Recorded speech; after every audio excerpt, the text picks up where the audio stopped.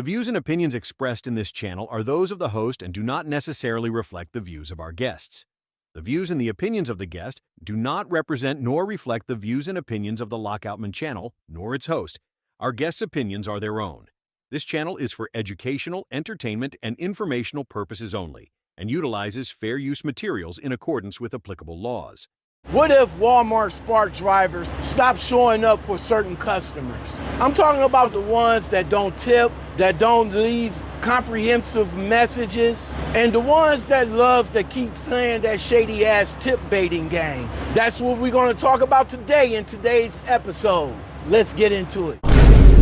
You want answers? I think I'm entitled. You want answers? I want the truth! You can't handle the truth! What's going on, drivers? Welcome back to the channel. Thank you for listening. I am Lockoutmen, and our story begins with a post aimed directly for my Spark drivers, right? I got 3 tips for the customers, right? It's these 3 simple tips that will make delivery process smoother, and it will actually keep your driver wanting to bring you, customer, your order. So let's get into it. Hold on. Tip number 1. The most important tip there is that I can give you, customers: tip your driver. Not just when you feel generous, not just when you feel comfortable. Tip your driver. If you order more than 10, 15 items, and some of them items can be diabolical, like 200 count items that you want your driver to shop for you, listen, let me tell you something. That's not only extra time, extra effort, but that's heavy lifting. You feel me? Also, listen, if you live more than 5 to maybe 7 minutes away from the store, maybe about 5 miles or 10 miles away from the store, listen, that's extra gas. That's extra mileage. Please tip your driver, okay? Now, I understand I talked about tips before in the gig economy, and I say we should change the term tip. We should change it from not tipping to convenience, because that's what it is. It's a convenience. It's a convenience for you, shopper, to go on an app, put in an order, expect somebody to put in their time for you for something that you don't want to do. Once they get finished, they have to bag it. They have to load it. They have to deliver it. They have to unload it. And they got to put it up properly on your deck or porch or in front of your door nicely so you can open up the door and get to your products. Why not give a little bit extra for the convenience? Think about that. Tip number 2 I got for you. Listen. Now, a lot of you put in orders, and the places where we come to will be unscrupulous places. No driveway, potholes, no numbers on the houses. That's my biggest pet peeve right there, man. No numbers on the houses. We supposed to go in Inspector Gadget mode to figure out which one of these houses, which one of these apartments, which one of these buildings is yours. So if you live in an apartment building, make sure you put it in the notes. Make sure you put the gate code in the notes. Make sure you put the buzz code in the notes. Make sure you let them know what floor that you're actually on, because leave it up to me, because the app says I can leave your packages in a safe place. That's what I'm going to do. If you don't have an address listed on your house, put it in the notes. Describe the house. Describe what's on the porch. Describe the area that I'm coming to. Again, same thing with the driveway. Like, some of you guys' driveways be like diabolical. But I don't mind coming up into a nice driveway though. One of them driveways that you gotta drive all the way up to the big mansions in the back. Just make sure you have your house address at the top of the driveway so I would know where to come to. But I'm just saying, let us know in the notes what we're looking for. Now, when I'm talking about the notes, right? When I'm talking about the notes, I'm not talking about you coming in and trying to micromanage me. No, I'm not trying to do that. Here, make sure you do this and that, this, that, and the third. We're not doing all of that. No, we're coming to deliver your products and leaving it where it is safe and convenient for you. Again, there go that convenience word, right? So that's what you should do when it goes back to the tipping. Put something in there for the convenience.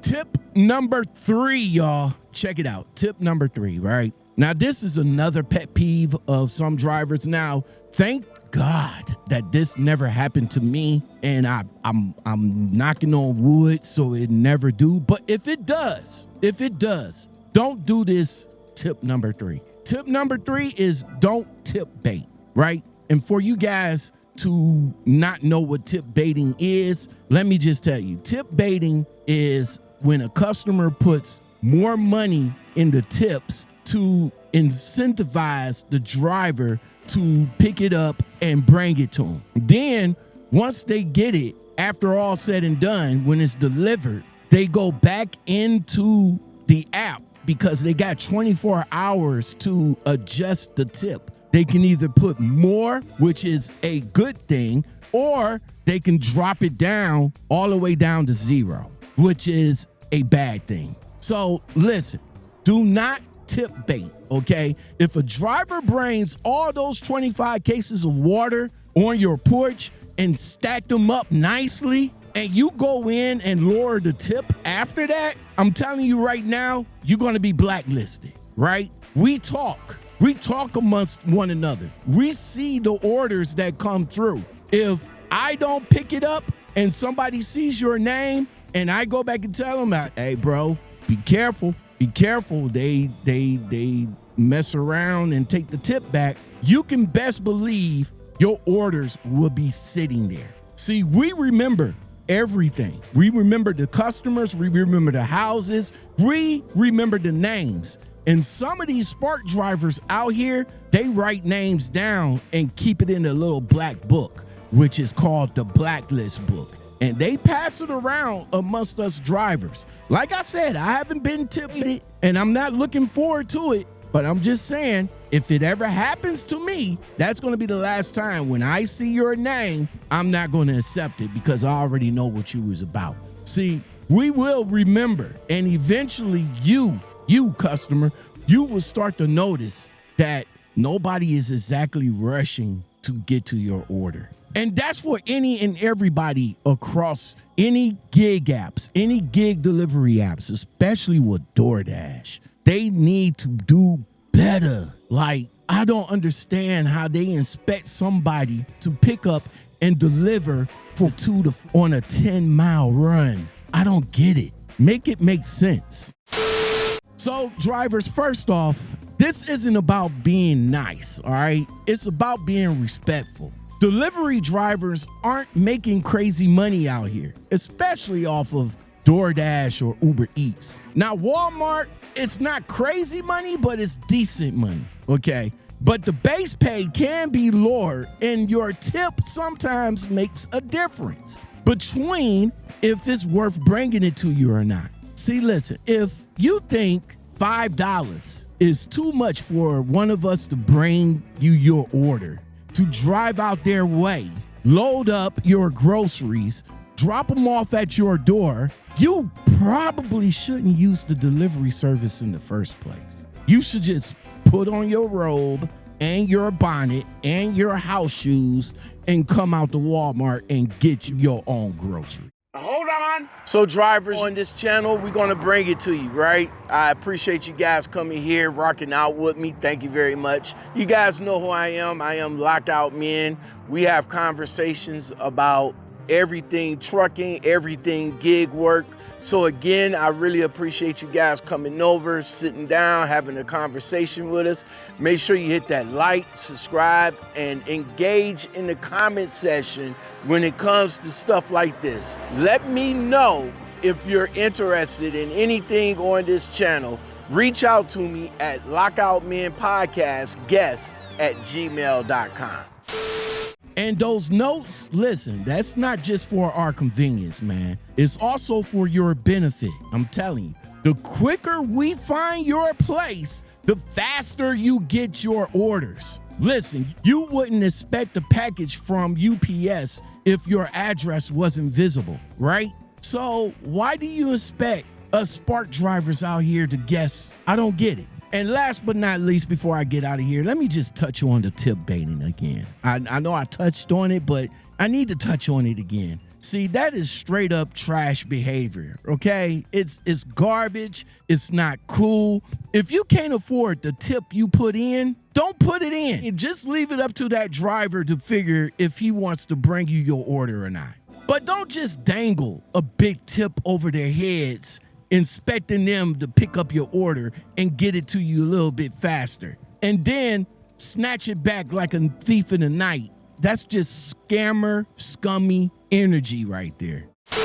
Listen, if a Spark driver start refusing orders from repeated offenders, you're going to see a lot of folks suddenly remember how to tip and how to type in the note. I'm telling you. See, this isn't complicated, drivers. To be fair, to be upfront, and respect the effort that we put in to get you your orders to you. Until next time, drivers. What do you think? Should drivers blacklist customers who don't tip or tip bait? Have you had a bad delivery experience on either side, driver or customer? Like, share, subscribe, and comment. It really helps us to continue to create more content. And if you have stories to share, email them at lockoutmenpodcastguest@gmail.com. We'll see you in the next video.